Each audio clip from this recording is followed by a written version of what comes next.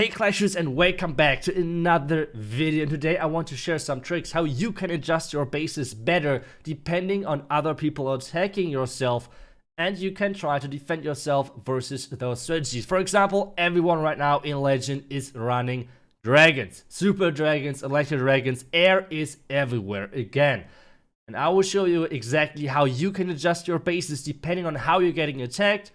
Make sure that you have some great defensive lock. So this is a base which I built a couple of months ago. And actually I deleted the base right away because I didn't really like that base too much. Then actually a friend, where I gave the link to him, he said like, this base is defending insane for me. So I thought, okay, let's just try it out and let's see how it works for me.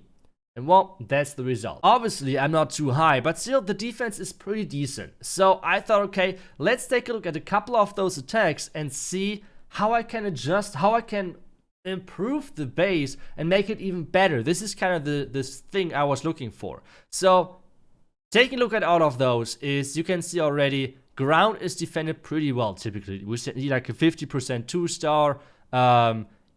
There was a really weird 1-star. There's a 60% 2-star. So you can see ground's defended really well. But let's take a look at a defended air attack and then take a look at a successful attack and see what we can take off these and what we learn to improve the base, and then I will give you the link. Let's get started with the defense and see what exactly is working, because you have to only defend what people are throwing at you. So first off, most of the people are attacking from the right side because they are right-handed. So even though this might sound strange, but even things like these you have to take in consideration. As well, a lot of people like to attack from the top side. So the top right side is actually an angle which has been so far the most used entry on this base. And it has not 3-starred a single time.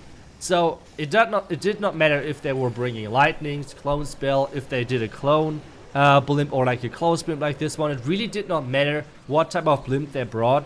It always was a successful defense so far, and you can see why, because those scatters really wreck those dragons quickly, and that was kind of the key thing.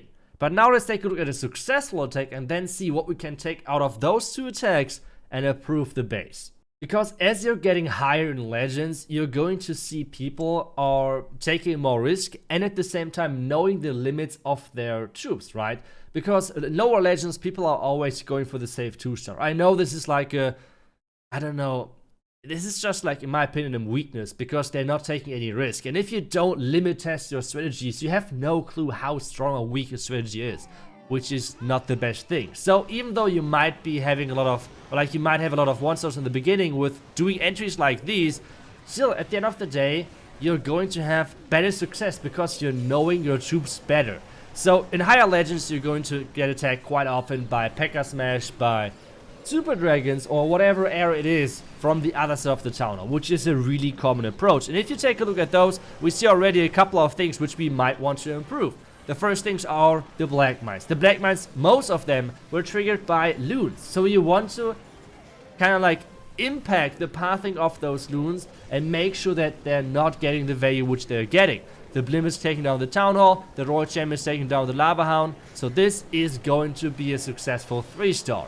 But how can we defend this? How can we change this base to improve it, to make sure that this entry maybe isn't going to work? And this is what we're getting into the interesting part about this video, where I'm going to show you how I would change this base, and then I'm obviously going to send you the changed details of this base with the link. So what would I change? First off, those two black mines were not triggered a single time. Like with not anything, since they're on the double black mine, it means like they're not even defending a blimp or anything, so those were pretty useless. The next thing which we have seen already is the pathing of the loons, right? The pathing of the loons looked like something like this, with those builder huts, something like this. This was something like the loon pathing.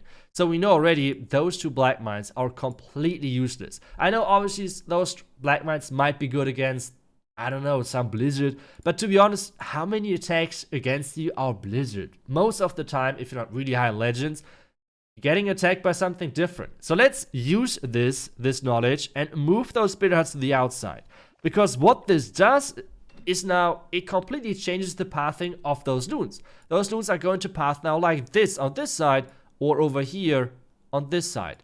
So the pathing is completely different, which leaves this part most of the time open and not really covered by loons. Because even the loons which are going over here will most likely get distracted by those and get pulled to the outside. So you can see already it's a pretty big change with only changing to builder huts and making sure that the loon pathing is different to make sure that you're opening the possibility for black mines hitting those dragons. So that's the first change I would like to do. The next change, we can already remove those 2 black mines because we know they're going to get triggered by those loons.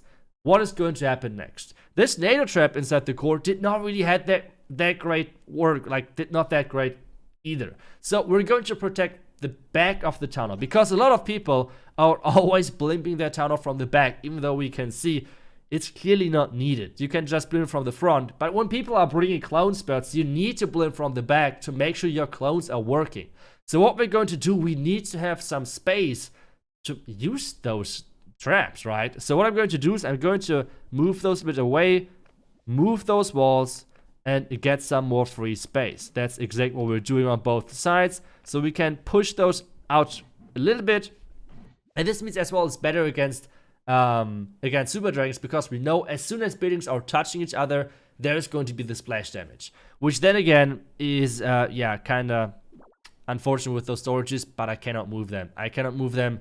They need to be inside there, especially against regular dragons, for example. But hey, next one is, and this might look a bit strange, it might be the first thing which you saw and thought about this base, is this part, those walls. They look kind of strange, right?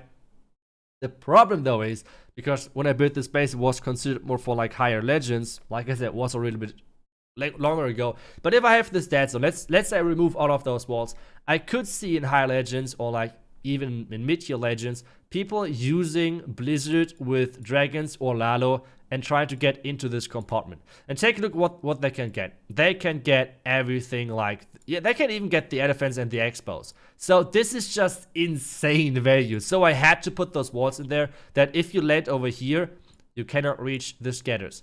If you land over here, you cannot reach the eagle. That's kind of the deal of this, right?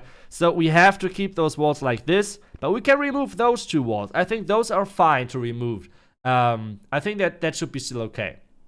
So what I'm going to do, I'm going to add those over here.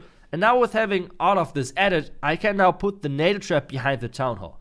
Why do I put it over here and why don't I put it over here, for example? The reason is, if someone is doing a blizzard, which some crazy people are doing sometimes, like this is just insane, but it's just like a small detail. If someone's doing it, we are going to catch them. So if someone's sending a blimp over here, the super wizards are going to get rotated onto the bomb tower.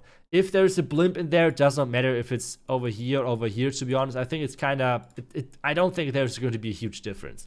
So that's already fine. So we're going to add one more seeking air mine over there to make sure that like a blimp is going to pop eventually inside that NATO trap.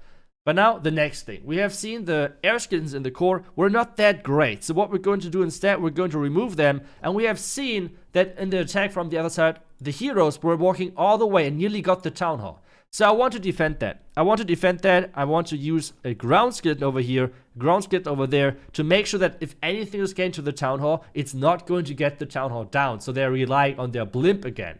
The next thing is, this Tesla farm back then was against the Queen Charge, and we all know whoever is doing Queen Charges right now in Legends is either a god or is just completely stupid, because there are way easier strategies out there to do that. And I think we should just, again, protect the town hall, because on the other side it's already pretty stacked, right? There's a lot of defenses. We need some room, some free room for traps, so we cannot stack all of the Tesla over there. So let's just stack the Tesla around the town hall. But at the same time, don't stack them close to the town hall. That, for example, like the splash, the death damage of a blimp is going to take them out. Then just put it over here, something like this. So far so good. Giant bombs can be added over here as well. That should be okay. Now we have 3 black mines. Where do we put them to make sure that they're going to hit dragons? Well, we have talked about the pathing. So if you put one black mine over here, for example, you can see the range. Loons are going to path like this, and loons are going to path like this. So it's really unlikely that this black mine is going to get triggered by a loon. So this should already pretty much guarantee a hit with those for those dragons. Then we can obviously have the next one. So maybe like put this a bit more inside, like the other one. Nice. and then maybe put something like in here, something like that. We have to obviously see more about the pathing after we have adjusted a couple of the buildings, but this is exactly how you trap, how you adjust bases in general. It's a lot of, like, it's a long procedure. It's not like, okay, now the base is good. That's not how it works, right? So I really hope this base is going to defend well for you. It already did pretty well for me before the tweaks, but I think after it's going to, it should do even better. Link is down below in the description. I hope you enjoyed the video. I hope you learned something new, how to adjust your bases. Thank you so much for watching, and I will see you guys back tomorrow.